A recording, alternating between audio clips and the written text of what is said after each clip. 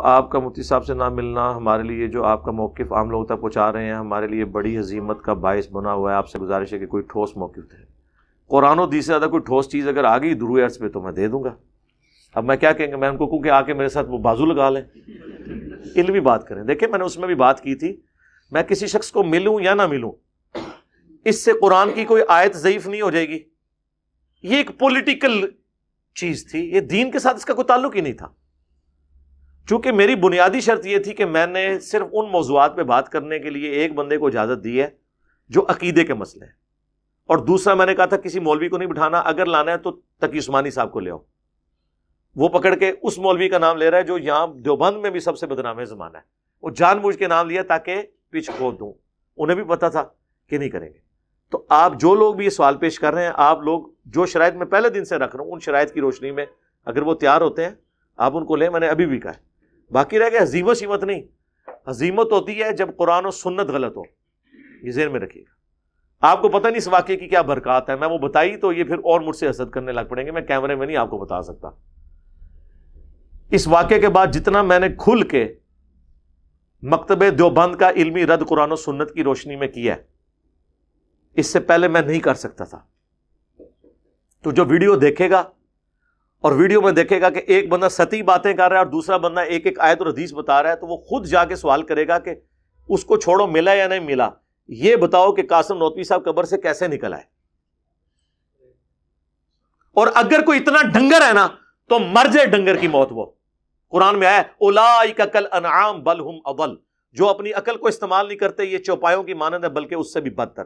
اگر کوئی اتنا ڈنگر ہے کہ جو اتنی واضح چیزیں دیکھ کے بھی اپنے علماء کا مسلک چھوڑنے کے لیے تیار نہیں ہے، تو وہ جہنم اسی کے لیے بنی ہوئی ہے۔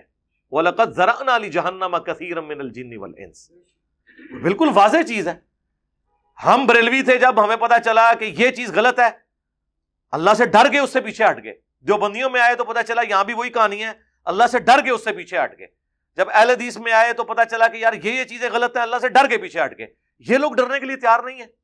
لیکن آپ انہی ویڈیوز کے نیچے دیکھیں، لوگوں کے کامنٹس ہیں جو کہہ رہے ہیں کہ ہمیں آج سے پہلے پتہ ہی نہیں تھا ہمارے بزرگوں کے یہ عقیدے ہیں، ہم تو توبہ کرتے ہیں، ہم اپنے بزرگوں سے اعلان برات کرتے ہیں۔ لیکن اب آپ نے مجھے بتانا ہے، ہمارا کوئی ایک سٹوڈنٹ، یہ تو جعلی چیزیں پیش کر رہے ہیں نا، ہمارا کوئی ایک سٹوڈنٹ جو واقعی قرآن و سنت کے دلائل کی روشنی میں ہمارے ساتھ اٹیچ تھا، جذباتی طور پہ نہیں، وہ یہ سارے ایپیسوڈ کے بعد کہے کہ آج کے بعد میں نے بخاری مسلم کو نہیں ماننا، میں دیوبندی ہوتا ہوں، ایک بندہ لے ہیں روح ارض پہ، وہ وہی ہوگا جو پہلے ہی تھا، یا وہ جس طرح لوگ شوقیہ سنتے ہیں کسی کو ایز اے اسپیکر ان کو پسند ہوتا ہے اور وہ نفرت کا اظہار کر دیتا ہے۔ تو یہ کبھی بھی نہیں ہوگا کہ ہمارے قرآن و سنت کے دلائل ختم ہو جائیں۔ میں کسی عالم کے سامنے بیٹھوں نہ بیٹھوں، اس سے کبھی بھی نہیں ہوگا کہ بزرگوں کے قبروں اور سینوں سے فیض لینا جائز ہو جائے گا۔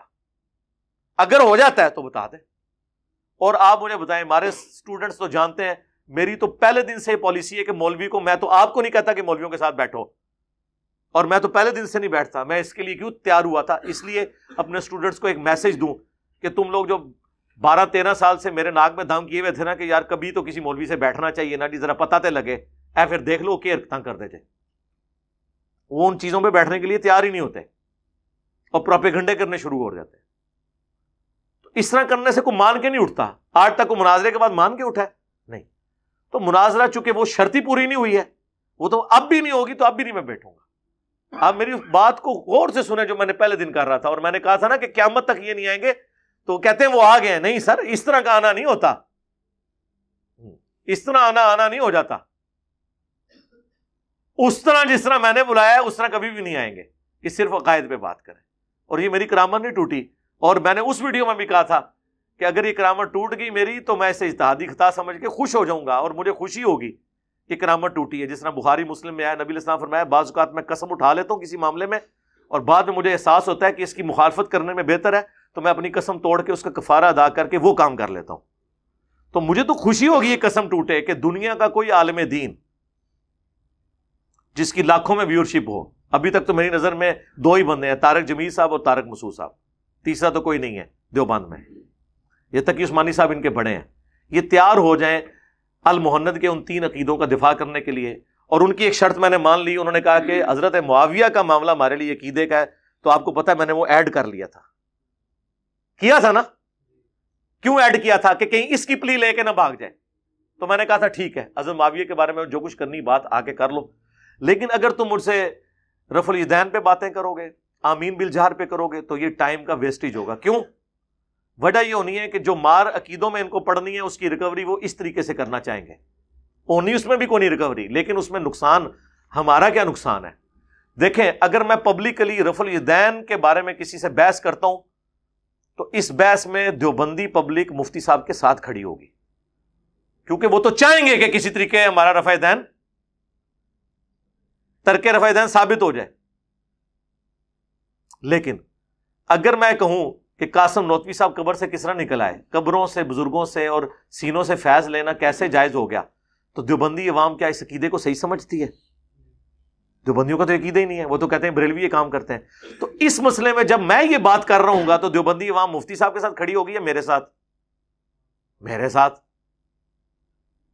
تو اور نہ صرف دیوبندی عوام بلکہ دیوبندیوں کے بڑے علماء بھی کہیں گے مفتی صاحب اے ساڑا پردہ تسی کیوں چکوا چھڑیا، اسی تے بریلوی دیوبندی لادا دو امپائر سی اس بنیاد تے قائم کیتی ہے سن کہ ایک قبر پرست نے اور اسی قبرہ تو نہیں منگ دے.